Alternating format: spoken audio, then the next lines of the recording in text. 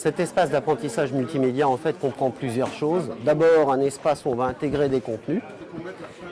D'autre part un espace où on va consommer ces contenus. Donc un exemple d'usage c'est l'enseignement des langues. Donc on va avoir la possibilité de s'enregistrer, de faire des sous-titrages, de faire tout un tas de fonctions qui sont utilisées en enseignement des langues.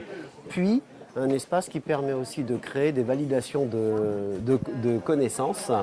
Et on y a adjoint des choses nouvelles de plus en plus qui sont l'utilisation de Serious Game, donc d'une boîte à outils de Serious Game pour créer des scénarios interactifs.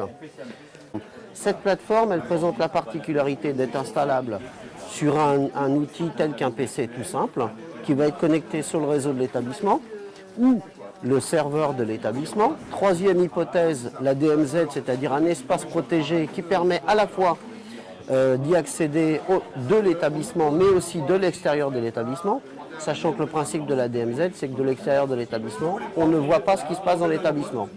Ça peut être installé en mode cloud, donc quelque part sur un serveur web à l'initiative de l'établissement ou de la collectivité, parce qu'on pourrait tout à fait imaginer un partage de ce serveur entre plusieurs établissements de la même collectivité.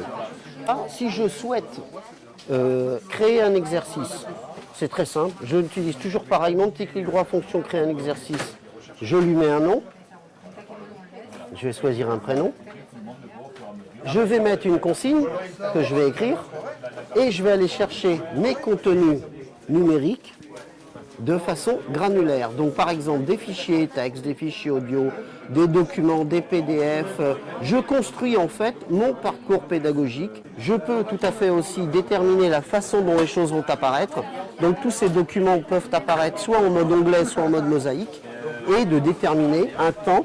Imaginons qu'on dise, classe inversée, qu'on laisse les élèves travailler de chez eux sur cet exercice pendant un certain temps, on peut laisser un mois et au bout d'un mois, ça doit être terminé. Auquel cas, l'exercice ne sera plus accessible. Les différents onglets, on va retrouver les contenus numériques audio, les contenus numériques, vidéo ou texte, les contenus numériques audio, un enregistreur qui permet à l'élève de s'enregistrer, un espace de saisie qui permet à l'élève de saisir. Donc on valide tout autant l'expression que la compréhension. Cet exercice, à partir du moment où il est créé, il est disponible pour les élèves.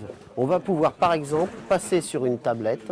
Il y a un certain nombre d'outils qui apparaissent automatiquement en sélectionnant le type de document. Si c'est un audio, vous avez les possibilités de faire de l'enregistrement simultané, du sous-titrage, enfin tout ce qui est disponible dans un cadre d'enseignement des langues ou de laboratoire de langue. Il est accessible, de n'importe où dans l'établissement, que ce soit en CDI, dans une salle de classe et depuis tout type d'équipement qui ouvre un navigateur web compatible HTML5, un navigateur internet compatible HTML5, donc Google Chrome et autres.